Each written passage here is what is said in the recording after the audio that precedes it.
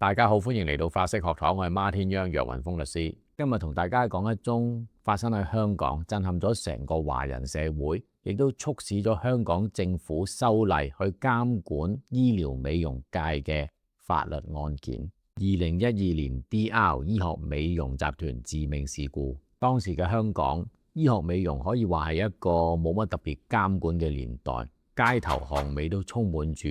醫學美容嘅廣告，而喺呢一個百花齊放嘅市場裏邊，就有一個巨無霸級別嘅招牌誕生咗，佢就係 DR 醫學美容集團。DR 集團喺全盛時期係有幾十間分店㗎，而佢哋嘅營業額每年呢係以億元去計，而一手建立呢一個醫美帝國嘅就係本案嘅第一被告周向榮。周向榮本身係一個擁有正式牌照嘅註冊西醫，但係佢好有商業頭腦喎。畢竟喺診所度慢慢睇症，入邊有咁樣醫美集團賺錢咁快啊！佢亦都深深明白到女士為咗靚可以做好多嘢，於是佢就由一個醫生轉變成一個做生意嘅商人啦。為咗擴大版圖，獲得更高嘅利潤，周向榮喺2012年初就去咗廣州一間醫院做考察，睇中咗一種叫做 CIK 細胞靶向治療嘅技術。大家可能對一啲醫學名詞比較陌生。CIK 療法咧，其實係現代醫學愛嚟對付癌症嘅一種實驗性療法嚟嘅。簡單啲嚟講咧，就係先將病人嘅血抽出嚟，然之後再送去實驗室去抽取白血球，然之後咧就加入一啲特定嘅因子去培植，去擴增呢啲免疫細胞，最後咧就將呢啲強化版嘅白血球打翻入去病人嘅體內，希望可以藉此咧去對抗癌細胞。嗱，大家注意啦，呢一種技術當時咧係屬於高風險嘅，而且咧亦都係未係成熟，絕對咧只係針對重病患者嘅醫療手段。佢返到香港之後，就將呢一種未經科學證實可以用喺健康人士身上嘅技術咧，包裝成一種所謂保健美容嘅神藥。DR 集團嘅推銷員亦都被教導去同一啲闊太咁講嘅，但係你睇有好嘢益你啦。呢支咧公司新翻嘅，嗱又可以回春，即係後生啲，又防癌，又會靚啲，咁咧價錢咧仲要好公道喎。我問下公司，好似依家做緊6萬蚊，睇下可唔可以攞到 discount 俾你啊？大家試諗下，將一個專為癌症病人而設嘅高風險血液處理療程，當成一個 facial 咁樣去推銷俾一啲完全健康嘅人，呢個決定都幾瘋狂哦。喺2012年10月，有3位互相都唔識嘅顧客就去幫襯咗 DR 旗下銅鑼灣嘅旗艦店，接受咗呢一個 CIK 療程，而其中一位呢，就係一個茶餐廳嘅老闆陳女士，負責幫佢打針嘅就係本案嘅第3被告註冊西醫麥允寧。麥醫生呢，就將經過實驗室培植過嘅血液，就用一個類似打鹽水嘅方式去打返入去呢3個女士嘅身上。但係恐怖嘅事情就發生啦！打完針只係短短幾個鐘啫，呢3位女士咧都不約而同咁出現咗一啲好恐怖嘅症狀，發高燒啦、全身打冷震啦、血壓急降同埋呼吸困難，佢哋都被緊急送去醫院搶救。醫生一睇都發現佢哋患上咗一種敗血性休克，而陳女士嘅情況係最嚴重嘅，啲細菌喺佢個血裏邊已經瘋狂咁擴散，導致多個器官衰竭。咁陳女士經過1個星期嘅痛苦掙扎之後呢，終於喺10月10號就係不治嘅。另外2位雖然喺鬼門關拉翻出嚟，但係其中1位因為有啲肌肉壞死而需要截肢嘅，需要切除雙腿嘅小腿同埋4隻手指。另外1位亦都造成咗永久性嘅身體損害。嗱，一單可以聲稱作為抗衰老嘅療程呢，竟然變咗催命符啊！警方、重案組同埋衛生署即刻介入調查，調查嘅矛頭咧就直指 DR 集團旗下喺科學園嘅實驗室。呢個實驗室咧就係負責培植致命血液嘅一個地方，負責操作嘅咧就係本案嘅第2被告實驗室技術員陳冠中。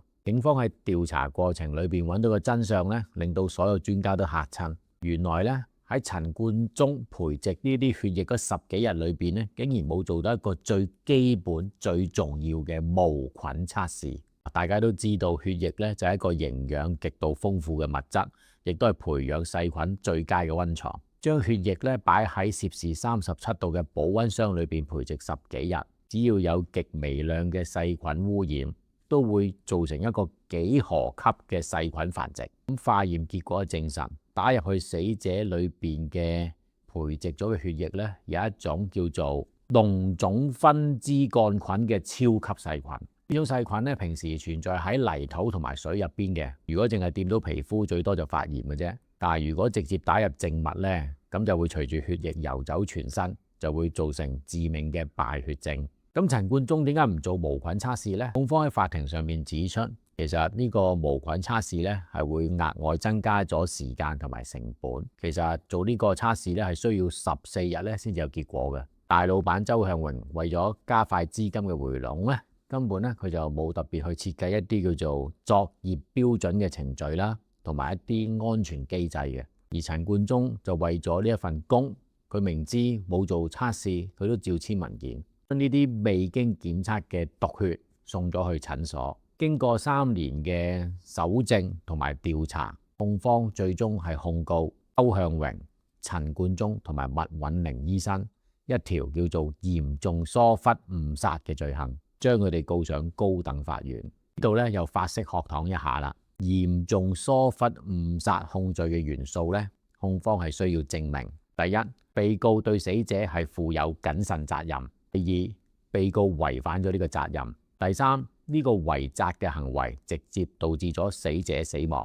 第四，呢一種疏忽係極度嚴重，嚴重到嘅程度唔係淨係單單需要民事賠償，而係去到刑事懲罰嘅程度。2017年案件正式開審，審咗8幾日啦。嗱，第一被告周向榮咧，佢就話自己一個投資者，對於 DR 集團嘅日常運作或者實驗室嘅操作咧，佢係完全唔知情嘅。但係控方咧就提出咗大量嘅內部通告同埋電郵，證明周向榮咧佢係一個 micromanagement， 即係我哋叫做微管理，乜都管嘅獨裁老闆，由定價、推銷手法去到實驗室買咩儀器，佢都要管嘅。明知 CIK 療程係有風險，但係為咗業績，佢仍然大力推廣。第二被告陳冠中就話佢係打份工嘅啫，公司係冇俾相關嘅培訓，佢亦都唔知道點樣去做無菌嘅測試。咁控方反駁就話陳冠中佢擁有生物化學嘅碩士學位，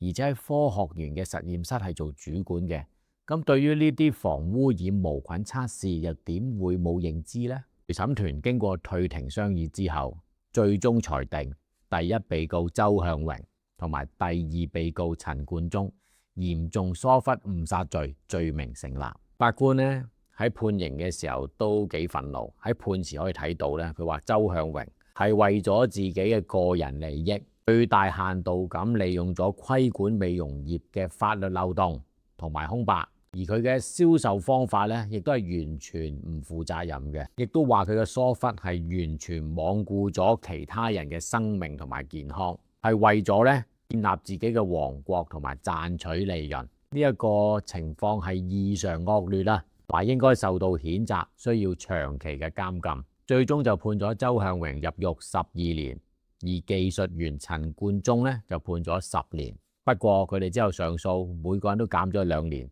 即係周向榮就係10年，而陳冠中就係8年。咁至於第三被告，即係負責打針嗰位麥允寧醫生呢，就因為未能夠得到陪審團嘅大多數有效裁決，導致我哋叫做 hung jury， 即係流產審訊。不過法庭咧就將麥允寧呢一個案件咧就押後重審嘅，去到2020年，麥允寧咧終於咧先至迎嚟呢個重審嘅審訊。呢一次控方就直擊核心嘅問題，就係醫生嘅專業操守。控方喺法庭嗰度就指出，無論你公司架構幾複雜，你係咪打工仔都好，你作為註冊西醫，你拎得起支針打入去病人身體嘅時候，你就係成為呢個病人生命健康嘅最後一道防線。法庭上控方就展示咗嗰包致命嘅血液，包血就送咗去診所，上邊咧連一份無菌測試嘅報告都冇嘅。第三被告作為一個醫生，連打去化驗所核實一下都冇嘅，